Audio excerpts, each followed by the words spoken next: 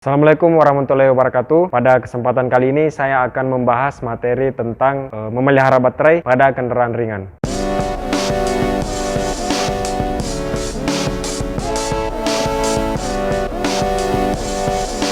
Baterai merupakan suatu komponen elektrokimia yang menghasilkan tegangan dan menyalurkan ke rangkaian listrik. Dewasa ini baterai merupakan sumber utama energi listrik yang digunakan pada setiap kendaraan. Nah, sebagai catatan bahwa baterai itu tidak menyimpan listrik, tetapi menampung zat kimia yang dapat menghasilkan energi listrik. Dua bahan timah yang berbeda berada di dalam asam yang bereaksi untuk menghasilkan tekanan listrik yang disebut dengan tegangan. Reaksi elektrokimia ini mengubah energi kimia menjadi energi listrik.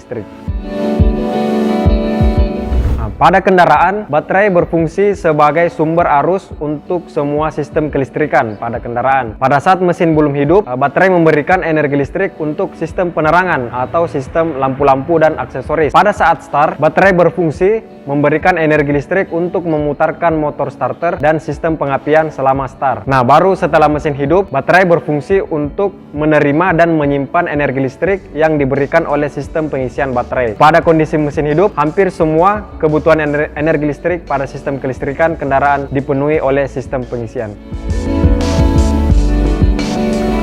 Untuk tipe baterai ada 4. Jadi yang pertama itu ada tipe asam atau lead acid. Pada baterai ini suatu logam atau timah direndam dalam suatu larutan elektrolit. Tegangan atau energi listrik dihasilkan dari reaksi kimia antara logam dan larutan elektrolitnya. Kemudian tipe yang kedua yaitu baterai berventilasi. Nah, pada baterai ini terdapat tutup ventilasi yang dapat dibuka untuk mengecek elektrolit atau untuk menambahkan air suling jika diperlukan untuk mengembalikan kondisinya. Tutup ini juga berfungsi untuk mengeluarkan gas hidrogen yang dihasilkan selama proses pengisian. Nah, kemudian tipe yang ketiga yaitu baterai rapat atau sel baterai. Nah, baterai ini menggunakan juga timah asam tetapi tidak mempunyai tutup yang dapat dilepas untuk mengecek elektrolit atau menambah elektrolit. Pada beberapa tipe baterai ini mempunyai mata kecil untuk menunjukkan tingkat isi dari baterai. Kemudian tipe baterai yang keempat atau yang terakhir yaitu baterai bebas perawatan atau maintenance free. Nah, pada baterai jenis ini larutan elektrolit tidak dapat ditambahkan sehingga tidak diperlukan perawatan baterai secara khusus, jadi hanya sekali pakai.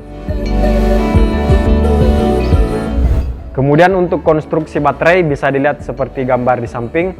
Berikut adalah penjelasan dari tiap-tiap bagian baterai. Bagian yang pertama yaitu kotak baterai. Nah, bagian ini berfungsi sebagai penampung dan pelindung bagi semua komponen baterai yang ada di dalamnya dan memberikan ruang untuk endapan-endapan baterai pada bagian bawah. Bahan kotak baterai ini biasanya transparan untuk mempermudah pengecekan ketinggian larutan elektrolit pada baterai. Kemudian bagian yang kedua yaitu tutup baterai. Nah, bagian ini secara permanen menutup bagian atas baterai, tempat dudukan terminal-terminal baterai, lubang ventilasi, dan untuk perawatan baterai seperti pengecekan larutan elektrolit atau penambahan air. Nah, kemudian bagian berikutnya yaitu plat baterai. Baterai yang mempunyai plat yang besar atau banyak dapat menghasilkan arus yang lebih besar dibanding baterai dengan ukuran plat yang lebih kecil atau jumlahnya lebih sedikit. Beberapa macam bahan yang digunakan untuk plat baterai diantaranya adalah antimoni timah, kemudian kalsium timah, dan rekombinasi gel atau sel. Macam-macam bahan plat baterai dan elektrolit yang digunakan akan menghasilkan karakteristik baterai yang berbeda-beda. Kemudian bagian berikutnya yaitu separator atau penyekat. Nah, penyekat yang berpori ini ditempatkan di antara plat positif dan plat negatif. Pori-pori yang terdapat pada penyekat tersebut memungkinkan larutan elektrolit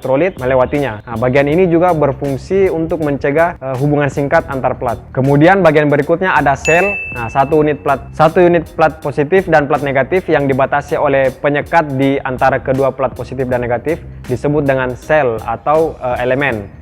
Nah, sel-sel baterai dihubungkan secara seri satu dengan yang lainnya, sehingga jumlah sel baterai akan menentukan besarnya tegangan baterai yang dihasilkan. Nah, kemudian bagian berikutnya ada terminal baterai. Ada dua terminal pada baterai, yaitu terminal positif dan terminal negatif yang terdapat pada bagian atas baterai. Saat terpasang pada kendaraan, terminal-terminal ini dihubungkan dengan kabel besar positif, dalam hal ini ke terminal positif baterai, dan kabel massa ke terminal negatif baterai. Nah, kemudian bagian berikutnya yaitu tutup ventilasi. Nah, komponen ini terdapat pada baterai basah untuk menambah atau memeriksa air baterai. Nah, lubang ventilasi berfungsi untuk membuang gas hidrogen yang dihasilkan saat terjadi proses pengisian. Nah, jadi itu tadi bagian-bagian atau konstruksi pada baterai beserta penjelasan dan fungsinya. Dalam melakukan pemeliharaan baterai, tentu kita harus mengetahui parameter apa yang akan diukur pada baterai yang ada di mobil ini. Nah, adapun parameter yang akan diukur yaitu tegangan dari baterai. Nah, biasanya alat ukur yang digunakan untuk mengukur tegangan sebuah baterai yaitu menggunakan avometer. Nah, namun dalam hal ini saya akan memperlihatkan salah satu alat ukur untuk mengetahui performa dari sebuah baterai, yaitu menggunakan baterai tester. Nah, jadi bisa dilihat untuk alat ukurnya yaitu menggunakan baterai tester. Nah, di sini saya menggunakan baterai tester merek Launch. Jadi ini adalah baterai tester. Baik, kita langsung saja menggunakan baterai tester. Nah, terlebih dahulu di sini ada dua terminal, yaitu ada dua kabel, yaitu kabel positif dan kabel negatif. Nah, kabel positifnya itu langsung saja kita hubungkan di sini di terminal positif.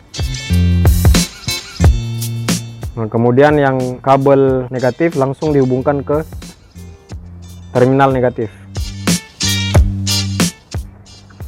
Nah, jadi sekali lagi alat ukur ini berfungsi untuk mengetahui performa dari suatu aki atau baterai pada kendaraan. Nah, di sini bisa dilihat tegangan dari aki ini adalah 12,69 volt. Nah, di mana kita ketahui sendiri bahwa standar dari tegangan aki pada kendaraan itu berkisar dari 13,2 sampai 12,4 volt.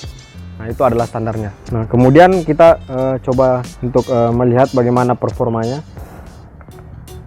Nah, di sini kita bisa melakukan baterai test. Kemudian pilih tipe baterainya.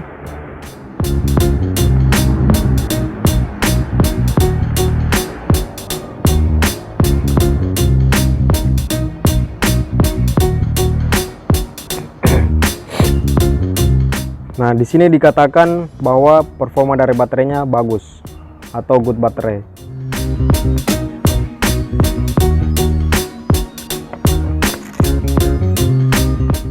Pada intinya di sini dikatakan bahwa untuk baterai mobil ini masih dikatakan bagus atau good baterai.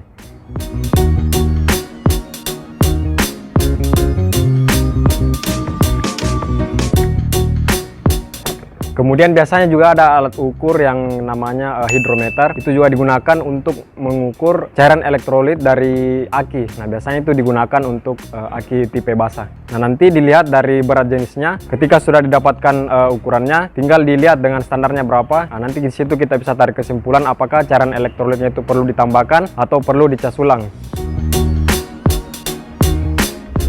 Demikian untuk penjelasan materi memelihara baterai. Mudah-mudahan apa yang saya sampaikan bisa bermanfaat bagi kita semua. Terima kasih.